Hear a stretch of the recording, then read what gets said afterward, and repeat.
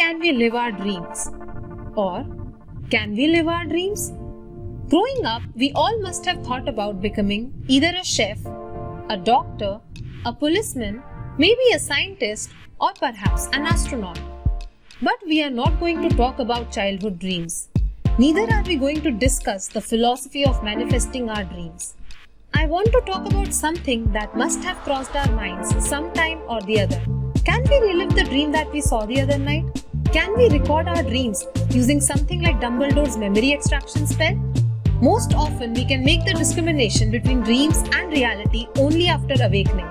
What we do after waking up is just a retrospective reporting of the last dream we saw, in which most of the details are blurred. But do you know what stops us from actually living or enacting our dreams? Let me take you through the biology of dreaming. Dreams are basically stories or images that our minds create while we are asleep.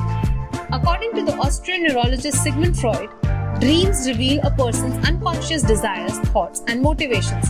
When we sleep, our body restores the energy currency of the cells. There are 4 stages of non-REM sleep. Stage 1 is when we are still awake but are beginning to feel drowsy. It is characterized by high amplitude and high frequency waves. Then we enter stage 2, which is a deeper stage that might last for 15 to 20 minutes. This is followed by stage 3, which signifies moderate levels of sleep. Next, we enter stage 4, or the deepest stage of sleep. It is characterized by very slow delta waves. After an hour of non-REM sleep, we enter stage 5, or REM sleep, which is characterized by rapid eye movement. Here, the brain activity increases similar to awake stage. It is during this stage that most of our dreams occur. Most muscle responses are inactive during REM sleep, and this is the reason why motor responses to dreams are relatively minor.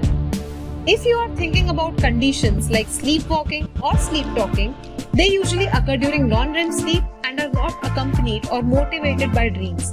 The paralysis-like state during REM sleep is due to increase in the activity of GABAergic neurons of pontine reticular formation that project inhibitory neurons which synapse with the lower motor neurons of spinal cord, which are responsible for our movement.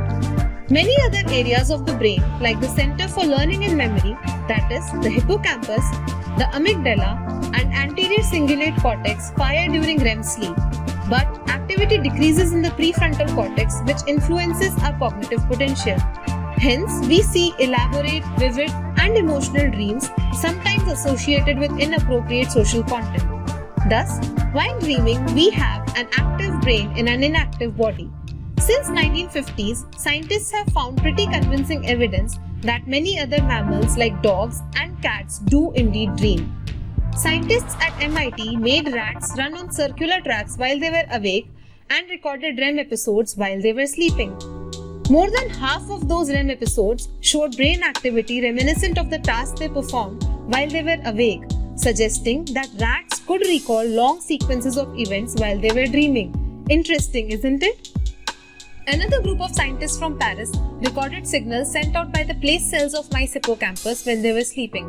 Simultaneously, they used another set of electrodes to send reward signals every time a place cell fired. Later, when the mouse woke up, they saw that it went directly to the place that had been associated with reward signal in its dreams. Doesn't this remind you of Inception? Another breakthrough study that inches us closer to reconstructing 3D images of our dreams was done at UCD. Using simple mathematical filters, scientists were able to record from deep brain areas of cat to generate movies of how it sees the world around it. Although fuzzy, the movies were recognizable versions of scenes that were played before the cat. Similar reconstruction algorithms have been used on awake human subjects, but unfortunately the limitation to record from deep brain structures of humans while sleeping is that it is too invasive. Recently, this year, a study published in Current Biology talks about dialogues between experimenters and dreamers during REM sleep. So, contrary to common belief, maybe one day people could recite their dreams in real time.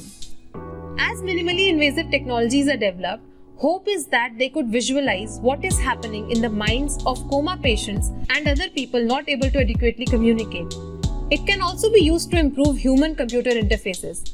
Although it seems a bit far-fetched, days might be near when we would be able to replay our dreams in front of us like a movie. Until then, keep dreaming.